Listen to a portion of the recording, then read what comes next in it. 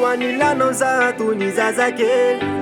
madiditra fary fevelinao malemy leo adalako rehetrarehetra hainao tsy anjery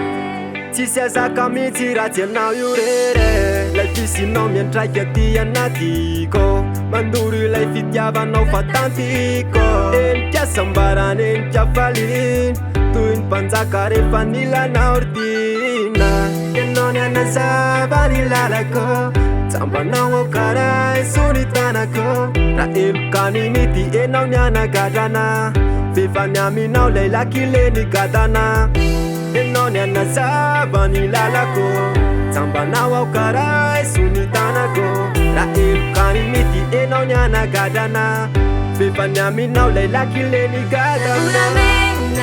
na diamonde na vou educar na ufon simbola ni sinatagal no ai mi sochono ni fuswana ai seguramente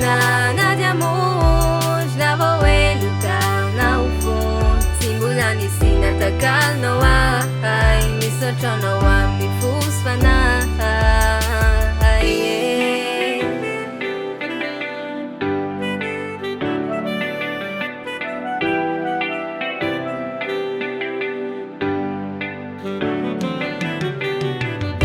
fititsy mitanila faza ty sanjato nonomena ho anatsy mila tamine nampiverina ny temple lay foko efa vato voliko anao manontolo ka tsy asiko ambigny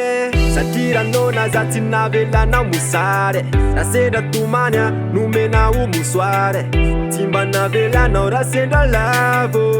tsy natositosika ao na mavomavo enao ny anazava ny lalako sambanao ao karaha isony tanako raha elokaniny ty enao ny anagadrana vefa ny aminao lay lakile ny gadana enao ny anazava ny lalako sambanao ao karaha isony tanako raha elokaniny ty enao ny anagadrana vefa ny aminao lay lakile ny gadana na diamonde na vou educar na ufon simbola ni sinatagal no ai mi sochono ni fuswana ai seguramente na diamonde na vou educar na ufon simbola ni sinatagal no ai mi sochono ni fuswana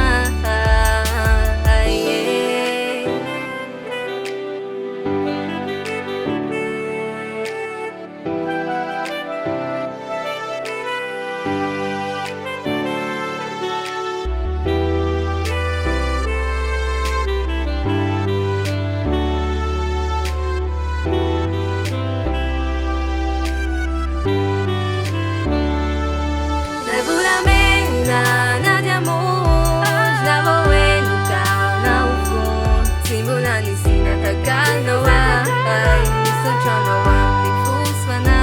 ai seguramente na diamonde na vou educar na ufon simbola ni sinatagal no ai mi sochono